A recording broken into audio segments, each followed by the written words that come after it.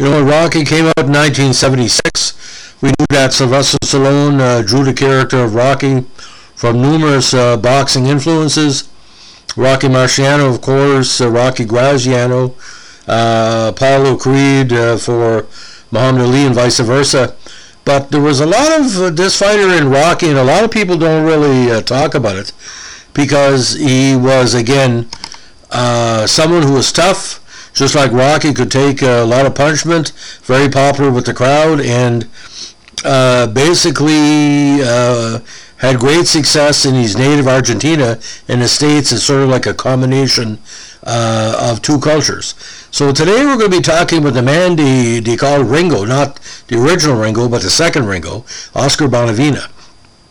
Now, Oscar in Italian, Ringo Bonavena, born September 25th, 1942, in Buenos Aires, Argentina, was a pro boxer and ended with an impressive record of 58-9-1.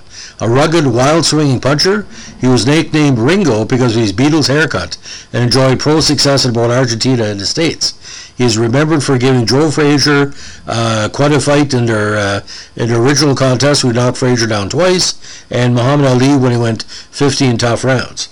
Now, Oscar was born in Buenos Aires to two Italian immigrants. He was a pro boxer.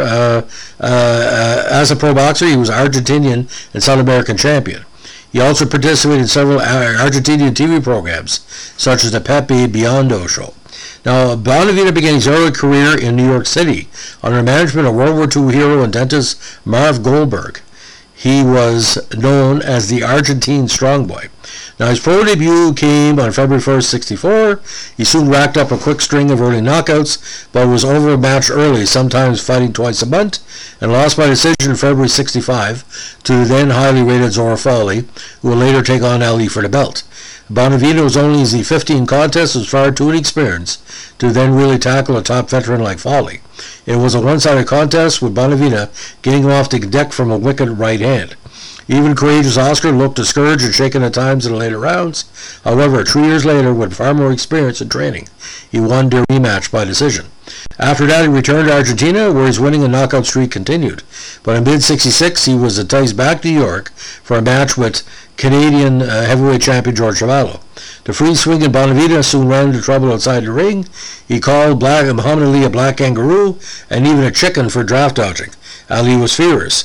Oscar was one of the few people to upstage Ali in his pre-fight press conferences.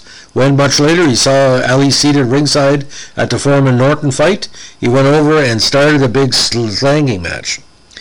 In his pre-fight press conference with Frazier, Bonavena needled effectively by implying that Frazier had a personal hygiene problem. He would start sniffing and grimace. Lawsuits were brought about by reporters with broken cameras and other such colorful behavior. He was always volatile, as trainers soon discovered. Now, Bonavena first came to wide public attention after a fine performance in defeating Chuvalo, boxing technically better than expected, and later going the distance against a young, hard-hitting great Joe Frazier. In this, their first fight, Bonavena had the future champion down twice in the second round before Frazier rallied to win by decision in the 10th. In 1967, after WBA stripped Ali of the title for refusing to be inducted to the U.S. military, Bonavena participated in that sanctioning body's 1967 tournament to crown a new champion. In a strong performance, he deck-favored European champion Karl Mittelberger 4 times, winning by decision in Frankfurt. But he was himself knocked down twice in clear box by eventual tournament winner Jimmy Ellis in the semifinals in Louisville, losing by UD in an upset. Many deemed it was the best win of Ellis' career. Incidentally, Bonavena had been scheduled to fight Ali in Tokyo in May 1967, but the bout was not to be when Ali was stripped of the title. The following year, in 1968, after outputting top 10 contender Leonis Martin, he got a rematch with Frazier for the heavyweight title in Philadelphia. After a grueling 15 rounds, Bonavena lost a rematch by decision, fighting more defensively than previous. He did leave with a seriously battered face, photographed in the Ring magazine. However, he had won respect. In 1969, he got a draw in a rematch with fellow Argentinian Gregorio Peralta, who had outputted 4 years early for the Argentine title, and won his 3-hour contest by knockout. Now, in December 1970, he fought Ali in Madison Square Garden in a former champ's second bout after his 3-year layoff. Now, Bonavena absorbed punishment throughout, but fought well, getting through with various head and body punches. Now, with just under 130 left in the 15th and final round, Ali caught Oscar rushing in and decked him with a perfectly placed left hook. Bonavena got up, but was clearly not fully recovered. Ali decked him twice more, and the fight was automatically stopped under a 3 knockdown rule, giving Ali a TKO. The ending was somewhat controversial, as Ali stood with Bonavena as Bonavena was getting up, never going to a neutral corner as the rules of boxing require, which allowed Ali to quickly knock down Bonavena twice more and automatically end the fight. After a second knockdown, the referee appears to be attempting to guide Ali to a neutral corner, but Ali brushes the referee's arm away and pursues a wobbly Bonavena. The knockout by Ali was the only time in Bonavena's career he lost by a knockout. Now, after a loss to Ali in 1970, he had a brutally tough match with underrated Al Blue Lewis, being decked multiple times but eventually winning by DQ. Bonavena fought intermittently for the next few years. A gregarious party man, he enjoyed life fully at the cost of his professional boxing career. Eventually losses to Floyd Patterson in 72 and Ron Lyon in 74 effectively put him into the lower-ranking contender status, although he did not well enough in both these matches. In a Patterson fight, he broke his left hand early, possibly after decking Patterson in the fourth, and remained an advancing threat to the final bell. It was around 1973, a possible match with then the rise Ken Norton was being planned. Unfortunately for fans of both fighters, it never materialized. On February 26, 76, an overweight the sluggish Bonavena fought what would be his last fight, winning a 10-round decision over unranked Billy Joyner in Reno. Now, on May 22, 76, Bonavena was shot dead at the age of 33 by a security guard at the Mustang Ranch near Reno after having become involved in a conflict with its owner. His body was returned to Argentina to Lion State at the Luna Park Sports Arena in Buenos Aires, where 150,000 people fell by. He was later buried at La Chacarita Cemetery in Buenos Aires. So, a very, very talented fighter. Again, he was on a win streak of 7 bouts after the loss to Ryan Lyle, including a win over Larry Milton. He was, around.